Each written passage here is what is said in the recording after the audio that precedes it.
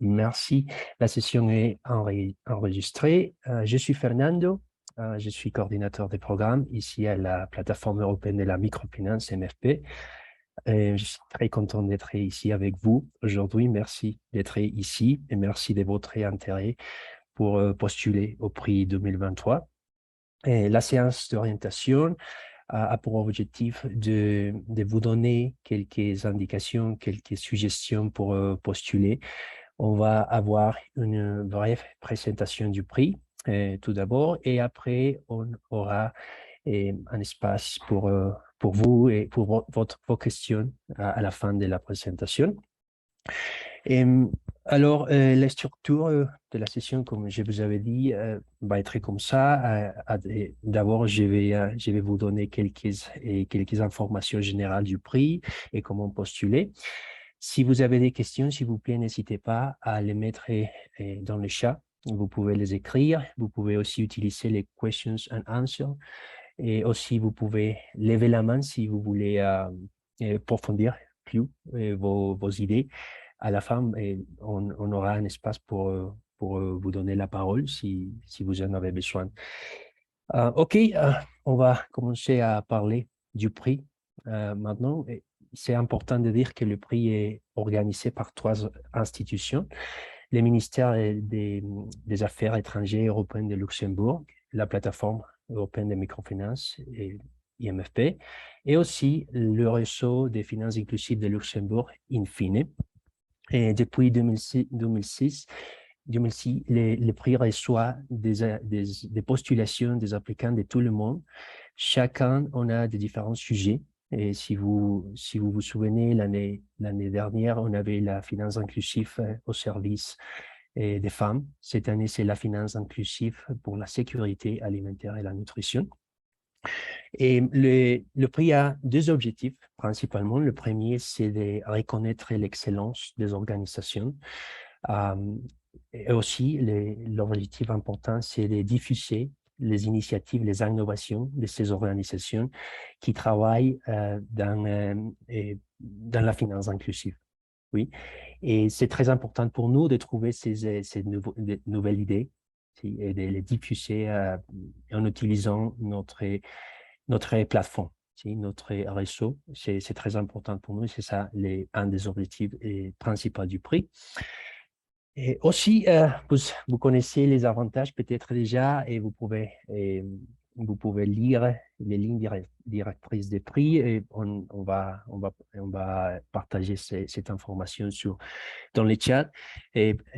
Mais les principaux prix économiques, c'est les 100 000 euros pour les gagnants. Si vous réussissez à la fin de l'année à être l'initiative les plus importantes, les plus relevantes du prix, vous pouvez gagner 100 000 euros. Et si vous êtes finaliste, vous aurez 10 000 euros. On a 2 finalistes et un gagnant à la fin de l'année. Alors, le gagnant, c'est les 100 000 euros et les 2 finalistes, 10 000 euros chacun. Et aussi, vous pouvez avoir toute la reconnaissance sur notre publication qu'on fait chaque année sur les initiatives les plus importantes du prix. Et bien sûr que ça, pour nous, c'est la partie la plus importante parce qu'on a la mission de trouver ces idées très innovantes, très importantes et parmi les organisations qui postulent et à la fin de donner ces idées aux autres acteurs pour qu'ils puissent les appliquer aussi chaque jour. OK? Bien. Si vous avez des questions, n'hésitez pas à les écrire sur le chat. OK, je pense qu'on peut avancer maintenant. Le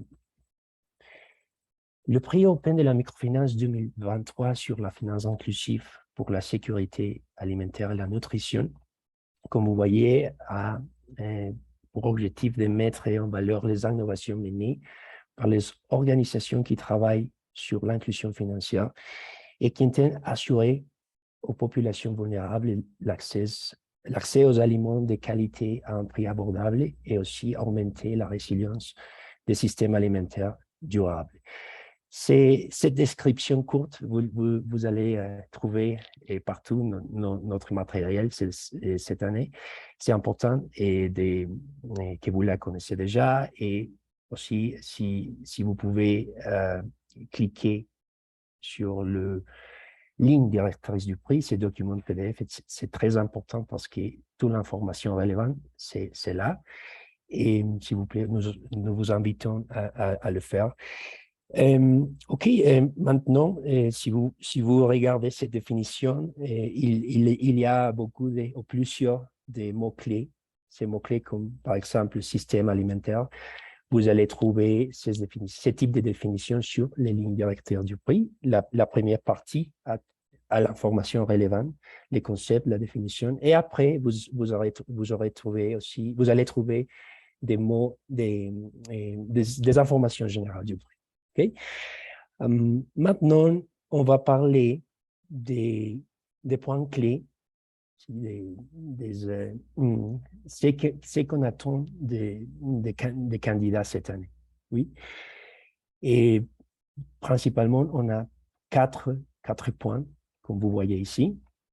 Le premier point, c'est que les candidats puissent nous donner des informations sur leur degré de compréhension du contexte de la sécurité alimentaire et la nutrition, comment ça se passe dans les communautés où vous travaillez, oui, si vous êtes capable de comprendre les défis que vos clients ont.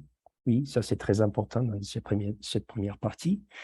Après, on va parler on va parler de votre stratégie, oui, de votre initiative ou de votre programme, ou plus généralement de votre réponse pour faire face aux défis de la sécurité alimentaire, pour aborder les problèmes de la sécurité alimentaire que vous avez déjà identifiés sur le premier point, dans la première partie. Et bien sûr, après, on aura des questions sur les suivis et les résultats et comment vous vous assurez que la stratégie mise en place est effective, oui, et vous trouvez les objectifs que vous cherchez au début. Oui, c'est très important que vous avez des bonnes intentions, mais aussi on veut savoir si ces intentions que vous avez, ces idées, à la fin, vous réussissez à les mesurer et aussi à être sûr qu'on ont des résultats positifs sur les communautés ou sur les gens avec vous ou sur votre client. Et ça, c'est très important pour nous. Et finalement, on a cette section des leçons apprises et projets à venir parce qu'on veut savoir l'évolution de votre stratégie, l'évolution de votre organisation, bien sûr, et si ça vaut la peine d'investir sur cette initiative. Non? Ça, c'est très important pour nous aussi.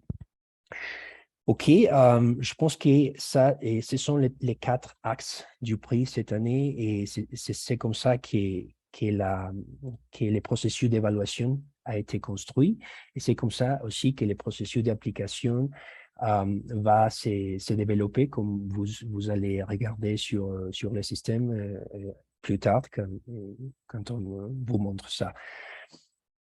OK, je pense qu'on peut avancer maintenant et on va parler un peu sur les lignes directrices du prix, comme vous voyez ici. Et mes collègues ont déjà partagé ça sur les chats. Et comme ça, vous pouvez faire clic et vous pouvez aller directement dans document PDF. OK, dans les lignes directrices du prix, vous allez trouver principalement la première partie, comme je vous avais dit, qu'il s'agit d'avoir les définitions clés et après, on aura aussi les informations plus générales du prix. Mais ici, la première partie va parler des deux points principaux. Et le premier, c'est comprendre la sécurité alimentaire et les systèmes alimentaires. On vous donne des idées, des concepts très précis, très clairs pour que vous puissiez commencer à développer votre postulation, votre application. Et vous allez trouver qu'on se concentre sur 4 dimensions, principalement la disponibilité, l'accès, l'utilisation et la stabilité des aliments. Et c'est très important parce que, comme au moment lors que vous postulez, vous allez identifier ce que votre organisation fait pour chacun de ces dimensions. Non? Si vous avez des programmes pour renforcer la disponibilité, l'accès, l'utilisation et la stabilité des aliments, et c'est ça qu'on a besoin de savoir, qu'on a besoin d'explorer dans cette édition du prix. Alors, vous allez trouver cette dimension très importante et les définitions pour chacun sur les lignes directrices du prix. Alors, c'est important de dire que la suggestion que nous vous fait, c'est de lire et de lire les lignes très soigneusement, non? Parce que c'est un document très intégral aussi. Après, vous allez trouver les rôles de la finance inclusive dans la sécurité alimentaire et la nutrition. Si, c'est justement ce que je disais tout à l'heure. Qu'est-ce que j'ai fait comme organisation pour assurer juste une dimension peut-être, non? Et il n'y a pas besoin de faire les 4 dimensions qu'on parle. Il suffit de faire une des dimensions et de dire, OK, je travaille pour la disponibilité des aliments et j'ai fait ça, j'ai ce programme en particulier. Et ça sera déjà très intéressant pour nous. Et comme vous voyez ici, il peut y avoir des services financiers et non financiers, parce qu'on sait bien que les institutions fournissent normalement des services non financiers aussi, peut-être des programmes d'éducation pour leurs clients, oui, éducation financière, éducation sur la nutrition. Et cette année, peut-être, c'est très relevant, les programmes d'éducation financière ou d'éducation en nutrition pour leurs clients. Alors, ça sera très intéressant pour nous.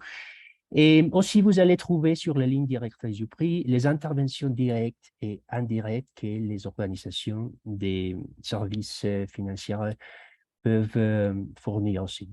Oui, il y a des exemples, comme vous voyez dans les 3e points, des exemples des réponses en matière de sécurité alimentaire et nutrition par dimension. Alors, on vous donne ces idées.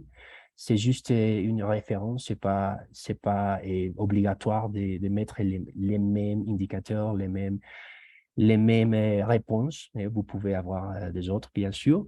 Mais c'est juste des idées pour que vous avez une idée de comment aborder les problèmes. Peut-être vous avez déjà des programmes très intéressants, mais vous les savez pas. Alors, l'objectif de ces idées, c'est de vous donner un peu d'orientation pour que vous puissiez et avoir des idées plus claires et identifier ces initiatives ou ces réponses dans les programmes que vous avez déjà. OK, je pense que maintenant, on peut passer à parler des critères d'éligibilité, que vous allez trouver aussi cette section sur les lignes directrices du prix. Et alors, le prix se concentre plutôt sur les organisations qui travaillent dans le secteur de l'inclusion financière et qui fournissent directement des services financiers comme crédit, non? Et aussi épargne, les produits d'assurance, etc. Et aussi, les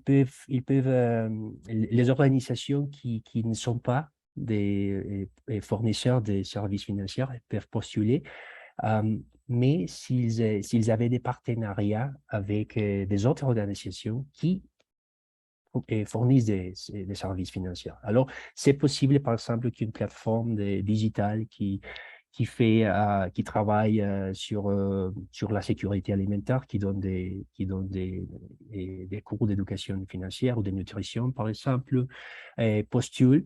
Mais l'important ici, c'est qu'il y a ces partenariats avec un fournisseur de services financiers parce que, comme vous voyez, le prix a le but d'approfondir l'inclusion financière dans le monde, notamment dans les pays en voie de développement. Non? Et ça, c'est très important dans les critères d'éligibilité. Et aussi, comme j'ai dit ça tout à l'heure, c'est important que l'organisation qui postule travaille dans un pays moins avancé, un pays en voie de développement. Il y a des définitions par les comités d'aide au développement que vous pouvez les trouver sur les chats maintenant. Mes collègues ont déjà partagé. Et ces liens contiennent une liste des pays qui sont admissibles à postuler dans cette édition du prix. Et s'il vous plaît, lire les listes, essayez de trouver votre pays. Si c'est le cas, que votre organisation travaille aussi dans les pays développés. Et ça serait très important qu'au moment de la candidature, vous le faites avec une agence qui est basé dans un pays en voie de développement qui se trouve sur ce liste parce que la règle, une des règles principales du prix à la fin, si vous réussissez à gagner le prix, c'est que les prix économiques ne peuvent pas être transférés sur les pays ou vers les pays développés. Donc, ça doit être transféré vers les pays en voie de développement. Alors, la suggestion la plus importante qu'on fait ici, c'est que vous postulez en utilisant une des agences des pays en voie de développement. Okay?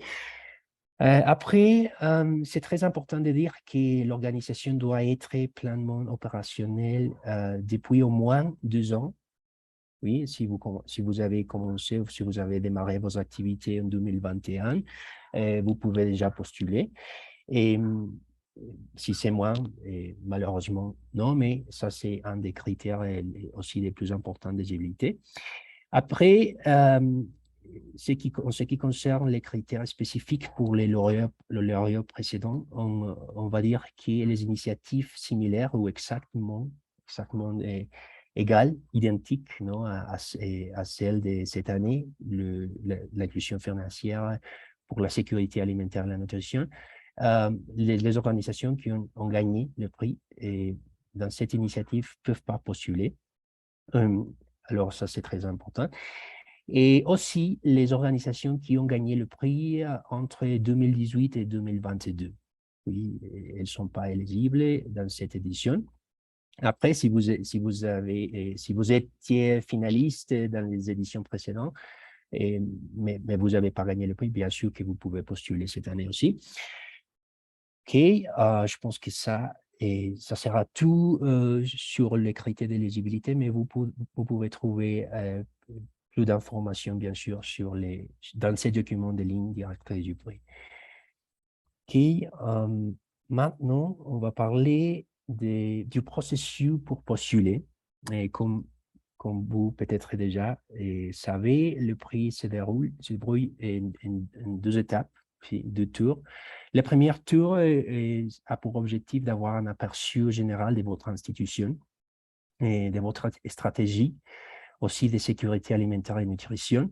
Dans cette stratégie, comme j'ai déjà dit avant, on a besoin de savoir si l'organisation comprend les contextes de la sécurité alimentaire et la nutrition, dans les contextes où vous opérez, si vous connaissez les besoins de vos clients, les besoins de vos communautés. Aussi, ce que vous faites pour aborder les problèmes de la sécurité alimentaire, si vous réussissez à préserver, accroître l'accès fiable à une alimentation de qualité qui soit financièrement abordable pour vos clients, et notamment l'initiative, les programmes ou la réponse que vous avez pour aborder les problèmes. Finalement, on a besoin de votre stratégie pour suivre les résultats aussi, non? Ce que vous obtenez, ce que vous obtenez de votre réponse au problème et si elle est effective aussi, non? S'il donne les résultats attendus ou pas. Ça, c'est très important de mettre dans le premier tour. Vous allez regarder ça quand on partage l'écran avec les systèmes plus tard, dans la deuxième partie de cette présentation. Et finalement, comme vous pouvez regarder ici, tout en bas, on a besoin des états financiers audités pour 2020, 2021 et 2022. Oui. Bien sûr, si vous avez, on va expliquer ça plus tard, mais si vous avez démarré vos activités en 2021, et bien sûr que vous n'aurez pas les états financiers de 2020, mais on va avoir des suggestions pour vous dans ce cas. Et la date limite pour postuler au tour 1, et c'est le 12 avril. Si, c'est ouvert. Alors, le tour 1, vous pouvez, je pense que si ce n'est pas le cas, parce que j'ai déjà vu des applications sur les systèmes, mais si ce n'est pas le cas, vous avez 2 semaines exactement pour le faire. Et ce n'est pas une application très longue, c'est une application courte en fait, ça vous donne du temps, mais ça c'est suffisant pour connaître ce qu'on a besoin dans ces premiers tours de votre organisation et aussi de votre stratégie.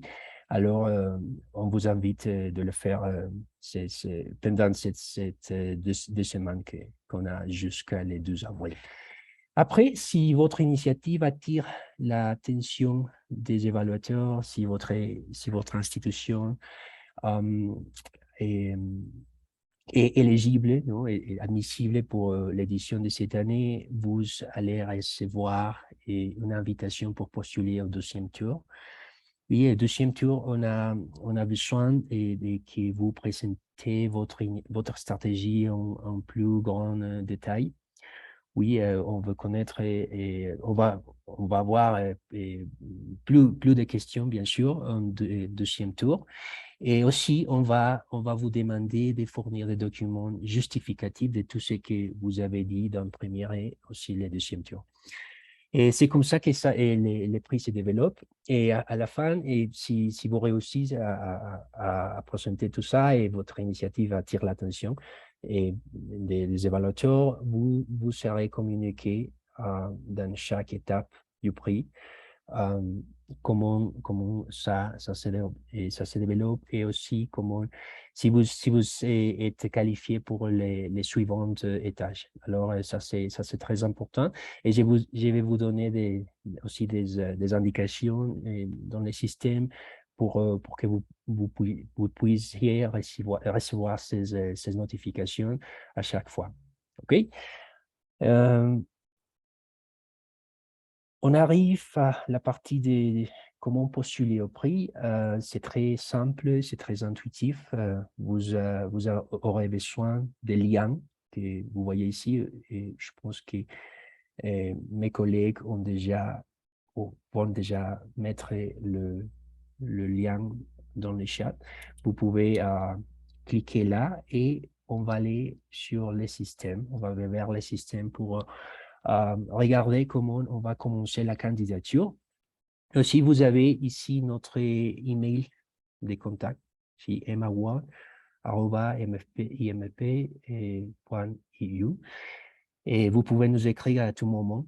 Oui, on donne des réponses, on essaie de vous donner des réponses très rapidement. Oui.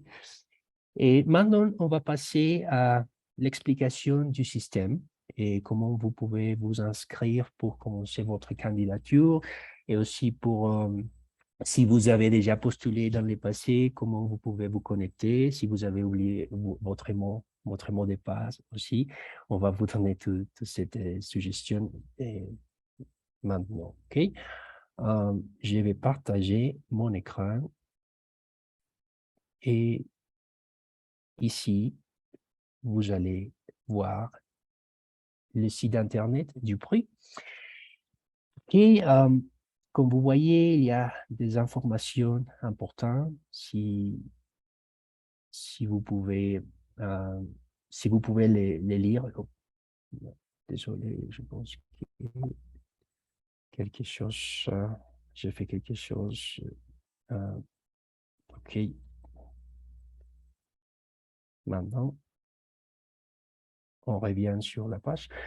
OK, et ici, à droite, vous regardez qu'il y a les documents qu'on a déjà partagés, les lignes directrices du prix, ici en français. Si vous faites clic ici, vous allez trouver les PDF. Et tout en haut, à côté de l'image du prix de cette année, vous avez les boutons pour postuler. Alors, si on clique ici, on va aller directement sur les systèmes, sur la page pour postuler au prix. Et comme vous voyez, ici à gauche, vous avez la section pour vous inscrire, si c'est la première fois que vous êtes ici, si vous êtes un nouveau utilisateur de la plateforme. Et s'il vous plaît, enregistrez-vous ici. Vous pouvez choisir la langue, mais après, vous pouvez la changer aussi, mais on peut déjà choisir français. Et on vous demande de donner votre données personnelles et vos données personnelles. Et après, le plus important ici, c'est de valider cette option-là qui dit j'accepte de recevoir des notifications email. Parce que toutes les notifications qu'on fait se donnent à travers les systèmes. Ce sont des notifications automatiques. Alors, si vous ne validez pas cette option, vous n'allez pas recevoir des notifications pertinentes. Alors, c'est très important de les valider ici avant de vous inscrire. Quand vous faites déjà ça, vous pouvez cliquer ici sur le bouton enregistrer et vous allez recevoir des emails de confirmation. Et si vous ne les trouvez pas dans la boîte courrier principale, s'il vous plaît, et réviser les spams, peut-être c'est là les courriers, mais on a déjà fait des tests et normalement le système travaille très bien avec la communication et les emails que le système envoie. OK, et si vous êtes déjà un utilisateur, si vous avez déjà postulé au prix dans le passé, vous pouvez simplement vous connecter ici. OK. Si vous avez oublié votre mot de passe, bien sûr, vous pouvez la récupérer là. Et j'ai créé un profil pour faire les tests. Alors, je vais me connecter avec mon profil. OK.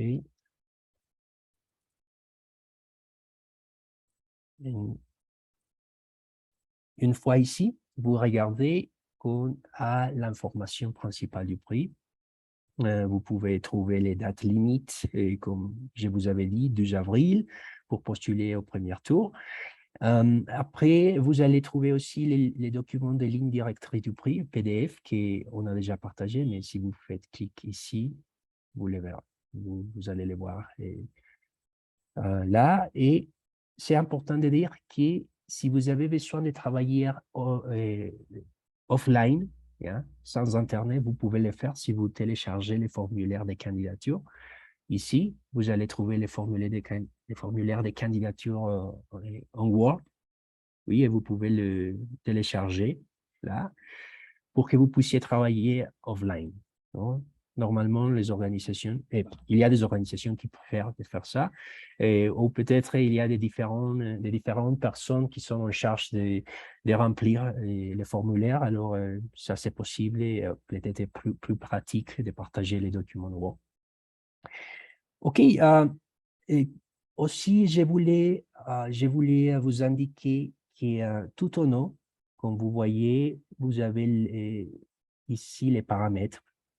Si vous allez, si vous cliquez en profil, oui, vous allez regarder qu'il y a l'option de modifier vos données personnelles. comme ça. Et ça, c'est important parce que si dans les processus, lors de votre application, de votre candidature, il y a des personnes qui changent de position et peut-être il y a une autre personne qui va être en charge de continuer la postulation auprès. Si vous pouvez mettre à jour ici vos données personnelles. Vous pouvez changer l'adresse email là. Aussi, vous pouvez faire clic en préférence et vous allez trouver ce que je disais tout à l'heure sur les emails de notification là. C'est important que si vous n'êtes pas un nouveau utilisateur, si vous avez déjà postulé dans le passé et peut-être que vous n'avez pas ça sans valider, oui, c'est important que vous vérifiez que c'est validé. Les emails de notification. Les SMS de notification, en fait, ça pas besoin de les valider, mais on était déjà là, mais parce qu'on on envoie, on n'envoie pas des messages par SMS, non? C'est seulement à travers les systèmes, et ce sont des emails que vous allez recevoir. Alors, c'est important de vérifier que c'est validé. OK, si vous avez fait les changements déjà, vous pouvez sauvegarder. Okay, et après, pour revenir vers votre application, vous pouvez cliquer ici, à gauche, tout en haut, et vous allez trouver les boutons pour commencer votre candidature.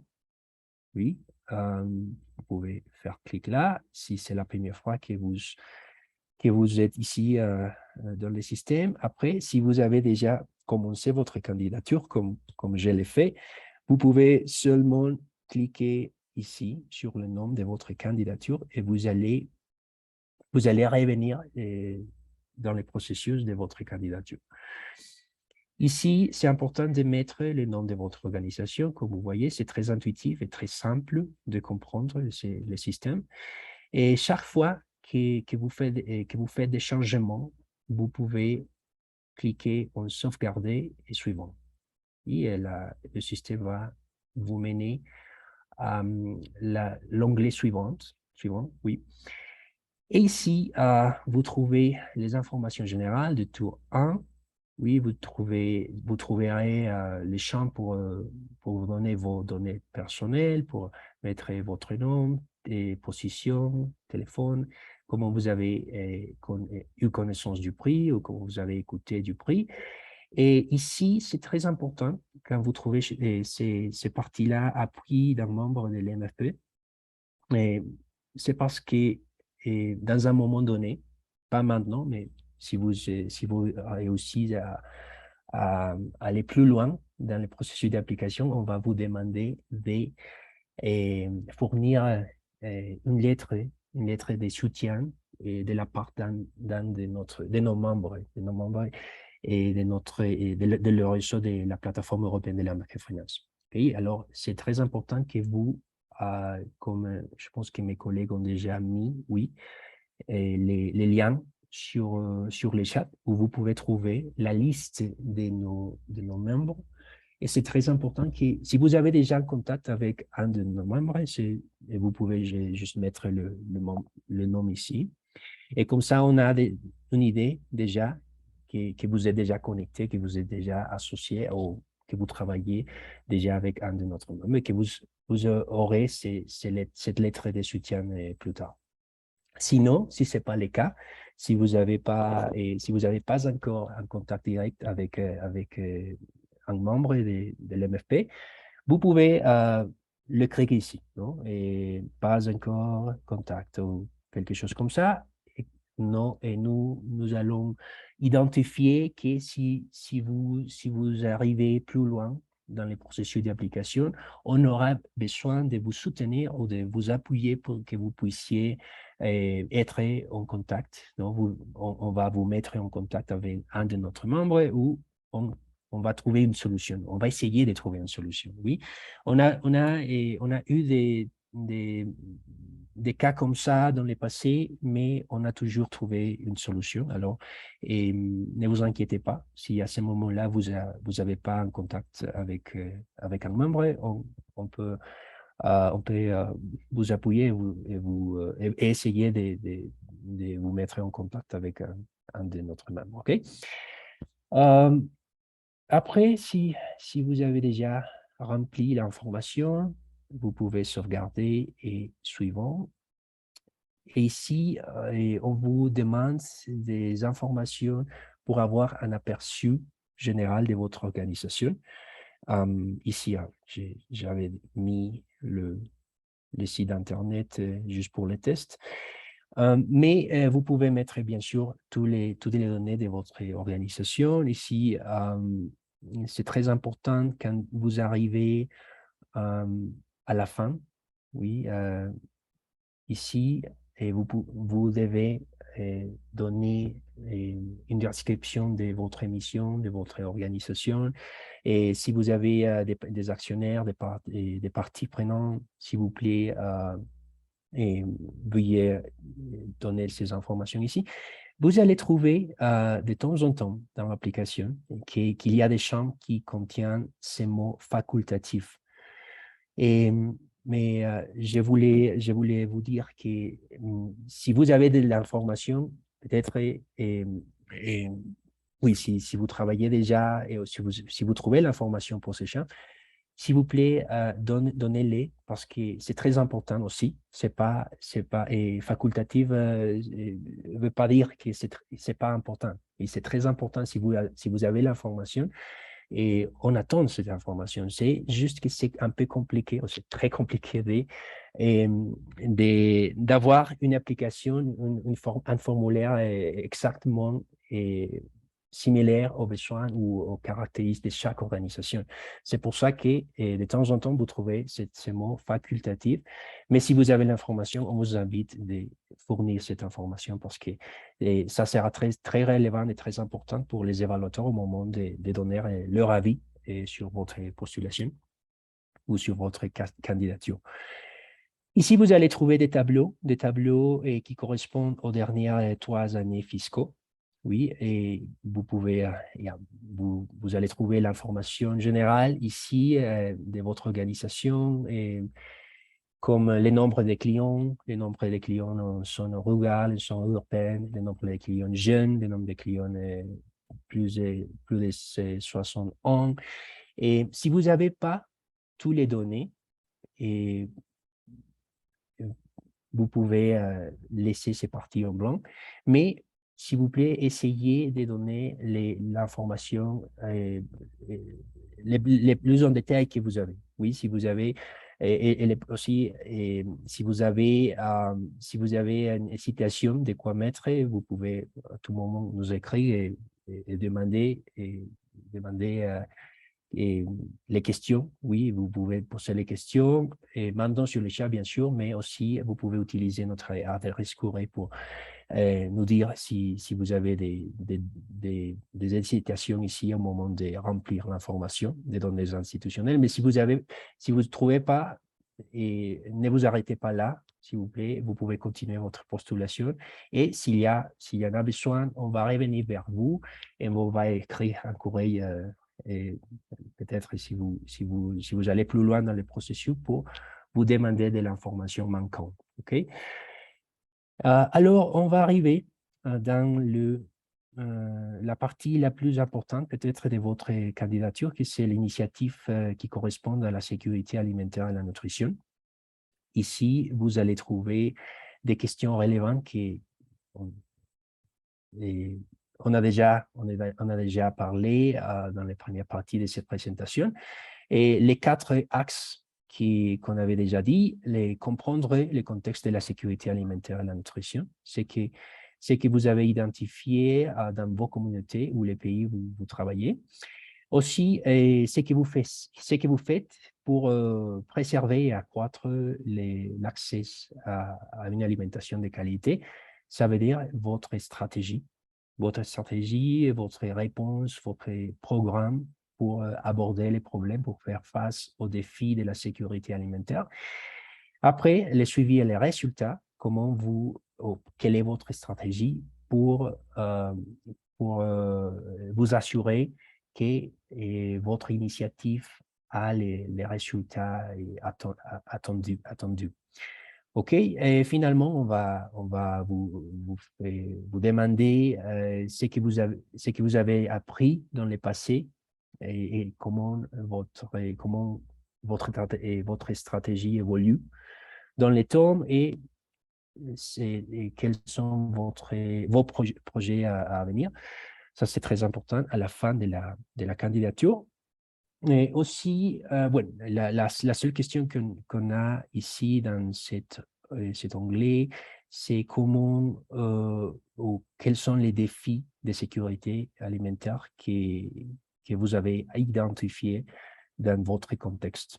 Et comme vous voyez ici, à droite, vous allez trouver des textes explicatifs, oui, qui peut-être vont vous aider à trouver plus facilement les réponses. Oui, ils vont vous orienter un peu plus. Et comme vous voyez, on met toujours ici les documents importants comme les lignes directrices du prix. Si vous faites clic ici, vous allez trouver les documents PDF aussi, une nouvelle fois. OK. Et une fois que vous avez déjà rempli les formulaires dans cette section, vous cliquez en sauvegarder et suivant. Et maintenant, on est arrivé à la partie de votre stratégie. Ici, on vous demande ce que vous faites pour aborder les problèmes. Quel est votre programme? Quelle est votre réponse? Oui. Et c'est ici que peut-être c'est très important de lire les lignes directrices du prix parce que vous allez trouver des exemples de réponses directes et indirectes et peut-être ça va vous aider à remplir cette partie-là. Oui, et après, vous allez trouver ici des questions associées directement aux services financiers que vous fournissent, si c'est le cas, oui. Et vous allez trouver des informations sur des prêts, des dépôts, des produits d'assurance et aussi des transferts. Si ce n'est pas le cas, si vous fournissez pas des services financiers directement, et vous pouvez juste passer parce que ce sont des champs facultatifs comme vous regardez. Si vous fournissez plusieurs services financiers, bien sûr, et vous pouvez remplir toute l'information. Et à la fin, vous allez trouver un tableau pour mettre des différentes réponses que peut-être vous, vous avez déjà et qui abordent la sécurité alimentaire et la nutrition, y compris des services financiers ou non financiers. Oui, si vous trouvez que les tableaux précédents ne sont pas suffisants pour expliquer votre initiative, bien sûr, vous pouvez mettre ici les réponses que vous avez. Et si vous avez besoin de plusieurs espaces, vous pouvez ajouter des places ici sur le tableau pour nous expliquer ce que vous faites. OK? Oui, et maintenant, si on fait clic, on sauvegarder et suivant, on va arriver à la partie des suivis et résultats. Bien sûr, la première partie, il s'agit d'écrire ce qui est votre stratégie pour faire le suivi et pour savoir si votre réponse a des résultats attendus. Mhm. Bien sûr, Kevin a une question dans le chat. On va mettre les liens tout de suite. Merci, Kevin. Et après, à la fin, tout en bas, vous allez trouver aussi un tableau pour que vous puissiez mettre des indicateurs si vous en avez besoin. Bien sûr que ces indicateurs sont très importants parce qu'ils nous donnent des idées de comment vous mesurez votre stratégie et les résultats de votre stratégie. Si vous en avez besoin, vous pouvez ajouter une ligne aussi. Oui, toutes les lignes que vous en avez besoin. Et c'est important de dire que vous allez trouver ici aussi les liens avec les exemples d'indicateurs de sécurité alimentaire ces documents, on a créé ces documents avec l'objectif de vous donner une orientation, de vous donner des idées, des indicateurs et dans chaque dimension de sécurité alimentaire, la disponibilité, l'accès, l'utilisation, la stabilité et des autres indicateurs aussi. C'est juste en référence. Oui, c'est juste une référence. C'est pas obligatoire que vous utilisez les mêmes indicateurs. Si vous avez des nouveaux indicateurs, bien sûr on est intéressé à les connaître parce que le prix s'agit de ça, non? De trouver des nouvelles idées, des innovations. Et si vous mesurez vos résultats avec un indicateur différent, bien sûr que vous pouvez mettre ça. OK, on va revenir sur la page d'application. OK, là. Sauvegarder et suivant. Et finalement, vous allez trouver les composants de la performance financière. Oui, où vous devez télécharger votre état financier audité, comme vous trouvez ici. Et les états financiers doivent être signés et on doit recevoir la lettre des auditeurs aussi. Et on vous demande les états financiers des 3 dernières années, de 2020 jusqu'à 2022. Mais comme on a déjà dit au début de notre présentation, et si vous avez démarré vos activités en 2021, oui, et bien sûr que vous n'aurez pas les états financiers de 2020. Et dans ces cas-là, ce n'est pas obligatoire pour vous si vous avez démarré vos activités en 2021. Mais si vous avez été complètement opérationnel et plus de 2 ans, bien sûr qu'on a besoin de vos états financiers de 2020. Et les états financiers de 2021 sont obligatoires pour tout le monde, oui. Et les états financiers de 2022, ça dépend. Si votre année fiscale est finie en décembre, bien sûr que vous pouvez les fournir. Mais si votre année fiscale finit en mars ou juin, et vous pouvez donner une explication là. Vous pouvez dire que vous allez fournir vos états financiers audités plus tard. Et bien sûr qu'on va être en contact avec vous.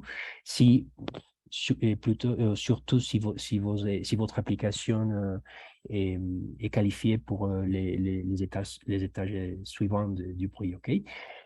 Alors, vous pouvez, si vous n'avez pas les états financiers de 2022 audités, pas encore, et vous pouvez fournir, et, on va dire, des états financiers extra-officiels maintenant, oui, pour que nous avons cette information déjà.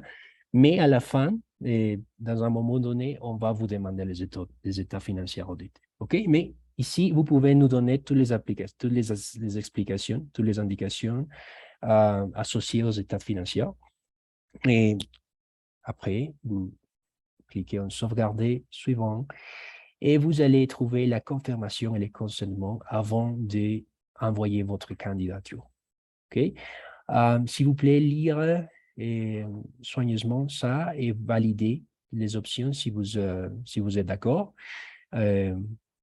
J'espère que oui, que vous êtes d'accord et que toute l'information que vous avez fournie soit réelle, peut être vérifiée, non? Ça, c'est très important que toute l'information que vous avez donnée dans les premiers tours et dans les deuxièmes tours peut être vérifiée par nous. OK, c'est important de dire qu'à ce moment, quand vous arrivez à l'onglet, à la dernière onglet de l'application, qu'au lieu de cliquer en sauvegarder et suivant, vous cliquez en envoyer candidature. Quand vous êtes sûr que vous avez mis déjà toute l'information pertinente, vous vous faites clic ici, envoyer candidature, parce que seulement là, on va recevoir votre candidature. Si on trouve que votre candidature est encore en cours, et on va assumer que vous avez décidé de ne pas soumettre, ne pas envoyer votre candidature. Et c'est très important que vous finissiez les processus avec en faisant clic ici, envoyer candidature. Comme ça, nous allons recevoir votre formulaire. OK? Je pense que ça va être tout maintenant en ce qui concerne les systèmes de candidature, de postulation. Comme vous avez vu, c'est très intuitif, c'est très simple d'utiliser. Et si vous avez des questions, c'est le moment de vous écouter, c'est le moment de lire vos questions dans le chat. Et comme ça, on peut essayer de vous donner les réponses les plus précises. Je pense que mes collègues aussi ont mis déjà des informations très importantes dans le chat. De toute façon, oui, Johanna a mis déjà l'adresse email du prix, emaword@mfp.eu, et vous pouvez nous contacter à tout moment. Et comme ça, on connaît de votre intérêt de postuler, et on peut vous donner des réponses les plus précises possibles. Et seulement pour vous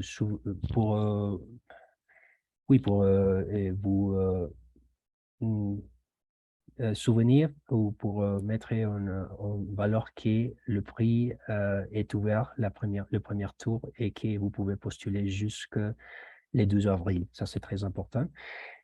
Kevin nous dit, les institutions de petite taille peuvent postuler aussi. Bien sûr, Kevin, on a eu des institutions comme les NGO, oui, ONG.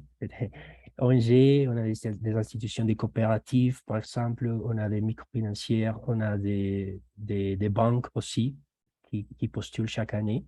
Alors, si vous avez et comme j'ai dit, sur les lignes directrices du prix, vous allez trouver les critères d'éligibilité.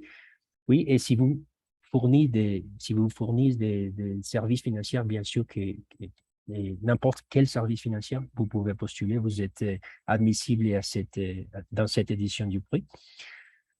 Oui, il y a une autre question.